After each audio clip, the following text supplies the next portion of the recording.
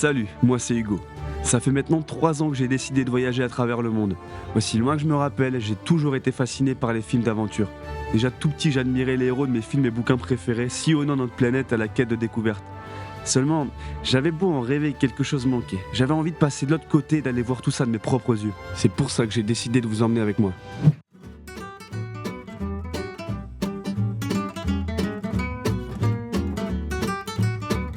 Bienvenue sur ma chaîne YouTube, ici Buzz aux commandes. Ici je vous partagerai toutes mes aventures.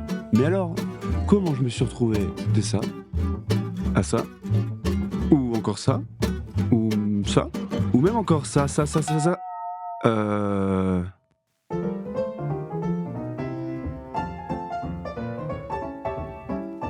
En 2021, j'ai décidé de quitter ma zone de confort pour partir en Italie. 7 mois à Pesaro qui m'ont littéralement transformé. J'ai effectué un service volontaire européen dans un magasin de seconde main. Une expérience inoubliable qui a éveillé en moi une soif d'aventure impossible à ignorer. De retour en France, l'envie de repartir était plus forte que moi. Je décroche un job de saisonnier en Corse pour économiser et préparer mon prochain voyage, qui d'ailleurs n'a pas encore de destination. J'y apprends le métier de serveur en haute saison et tombe par la même occasion totalement amoureux de cette magnifique île. C'est pas pour rien qu'on l'appelle l'île de la beauté. Sur place, je fais la rencontre d'Adrien, un saisonnier qui devient un excellent ami. Il me fait part de son expérience en Australie 5 ans plus tôt, évidemment, ça attise ma curiosité.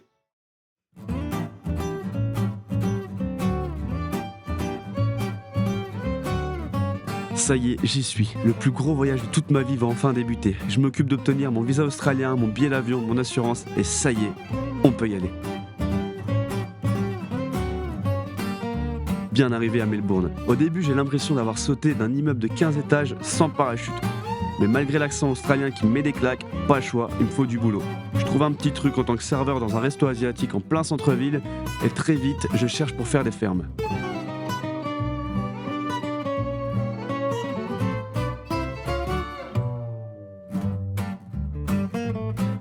Et après un petit peu de démarchage, je reçois une offre d'emploi dans une pépinière à 1 heure au nord de Melbourne, ce qui me permettra de faire mes fermes. Ces fameux 88 jours qui, pour un détenteur du permis vacances-travail comme moi, me permettront de postuler pour une 2e année en Australie.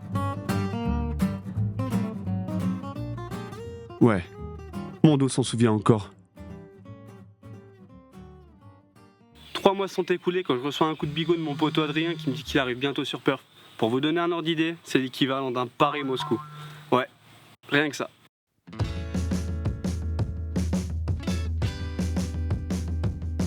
Via Facebook, je rencontre 2 Français pour faire un road trip de plus de 3400 km dans le sud australien reliant l'Est à l'Ouest. Magnifique rencontre. J'y fête aussi mes 25 ans. Et ça, c'était cool.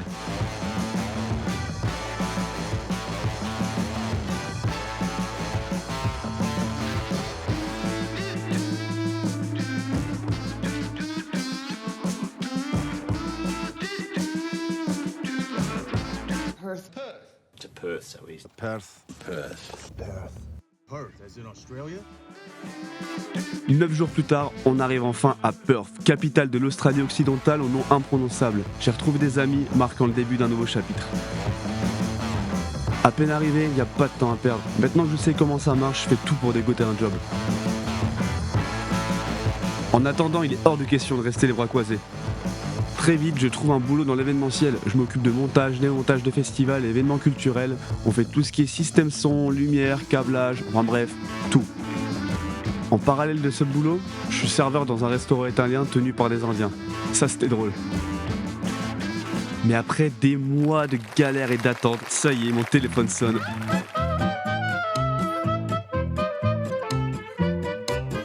Et me voilà en route pour les mines d'or en Western Australia. Ce boulot tant convoité par les backpackers, ces voyageurs au sac à dos. Bon, par contre, on va au boulot en avion.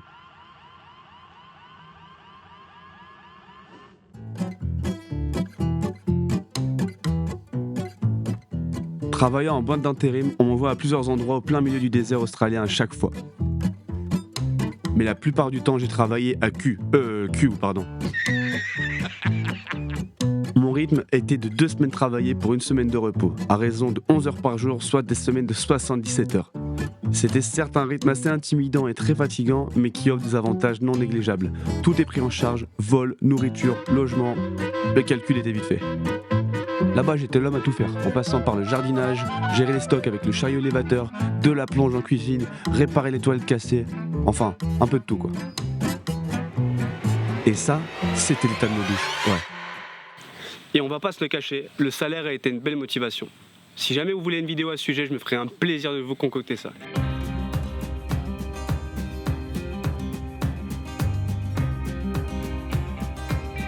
Ah, mais je vous ai pas présenté Oden, mon compagnon de route. Oden, c'est lui, un Nissan Pathfinder de 2004 qui porte bien son nom, fidèle et robuste. Avec lui, j'ai fait les 400 coups, mais genre vraiment. Ensemble, on a traversé des forêts, des déserts de sable rouge, des plages, des routes où on voyait même pas le bout, des tempêtes, parcouru l'Australie occidentale de part et d'autre. Oden, c'était pas n'importe quelle voiture. Ce jour-là, je décide de tester les limites d'Oden en l'emmenant sur la plage là où la conduite était autorisée. Et comme vous pourrez l'apercevoir sur la photo, il s'est passé ça.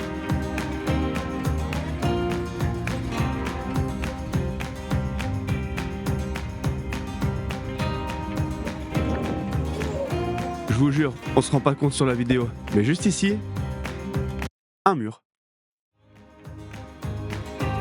Heureusement pour nous, les Australiens sont super sympas et toujours prêts à aider les autres. Grâce à eux, j'ai pu m'en sortir avec Oden.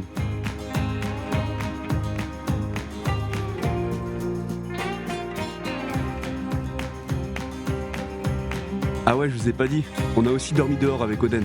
En un mot, mémorable. Le logement en Australie étant hors de prix et mon mode de vie alternant 2 semaines en mine et 1 semaine en ville, je décide d'aller dormir sur un parking à côté de la plage. On y apprend les choses simples de la vie. Défaire, faire son lit, sortir la table, faire à manger, faire la vaisselle, dormir, tout simplement. Bon, après, la van life, c'est pas forcément pour tout le monde. Moi j'ai partagé ça avec des amis au début, mais quand t'es tout seul, des fois la solitude fait mal.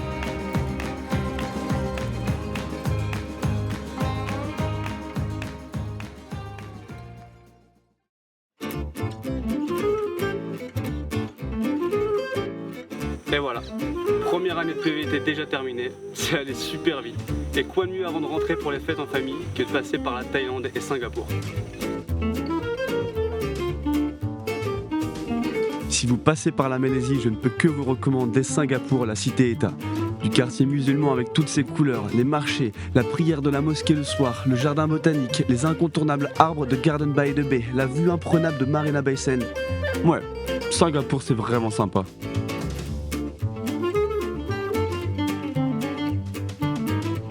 Pour ma part, j'y suis allé 1 semaine, et en vrai, ça m'allait très bien. Ah oui, et techniquement, Singapour n'est pas rattaché à la Malaisie, bien qu'elle ait brièvement intégré la Fédération de Malaisie en 1963. En 1965, des tensions politiques et ethniques ont conduit à son indépendance. Aujourd'hui, c'est un État souverain, indépendant, mais qui conserve des liens historiques, culturels et économiques forts avec la Malaisie. Merci ChatGPT.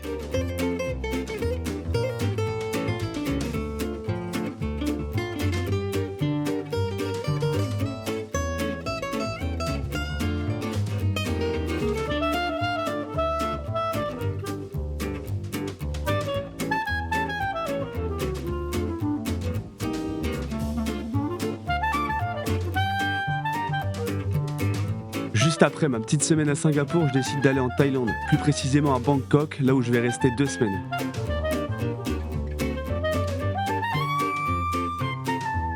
Là-bas, je vais m'imprégner de la culture et vivre très lentement.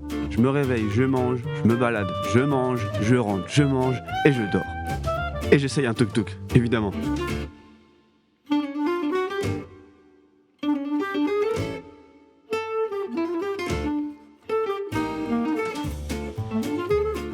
Et malgré le fait que Bangkok, la capitale de la Thaïlande, soit une métropole très dynamique et touristique, je la trouve très agréable.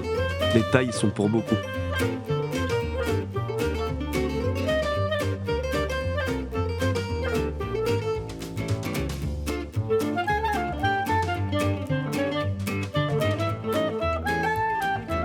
Et ouais, ce gars qui avait tenté de faire une vidéo sans micro, c'est moi.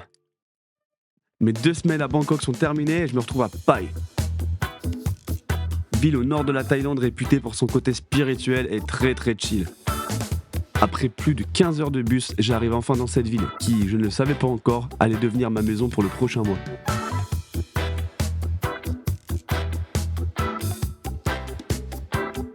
Aussitôt arrivé, je m'occupe de louer un scooter car c'est comme ça qu'on se déplace là-bas. Pour la science, je vais me sacrifier et tester les traditions locales. Oui, croyez-moi ou non, mais le toast du 7-Eleven en faisait partie.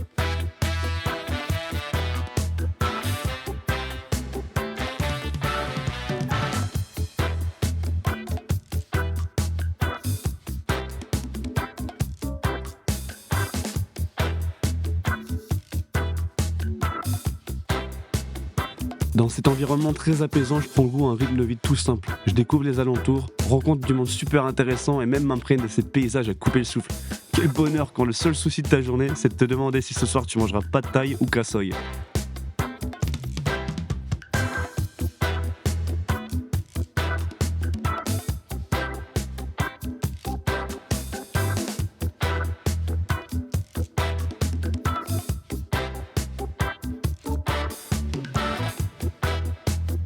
J'en crois pas mes yeux. Chaque journée me réserve de magnifiques surprises. Vous savez, ce sentiment quand vous savez que vous êtes au bon endroit au bon moment.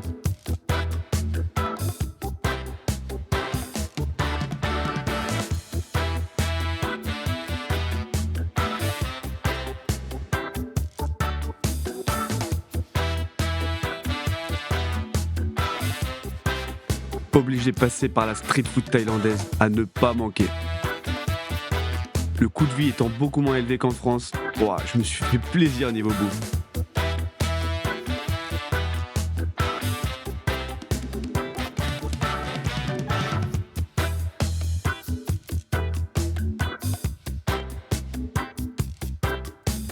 Ah ouais, je vous ai pas présenté ma maison. Une petite cabane dans la forêt qui m'a coûté que dalle. J'ai payé 3000 bahts, soit l'équivalent de 80 € pour le mois.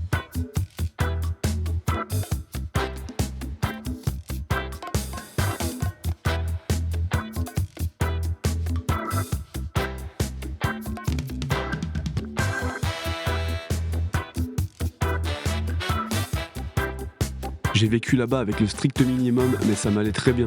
Un petit peu de sport, méditation, travail de respiration, tout ce qu'il me fallait.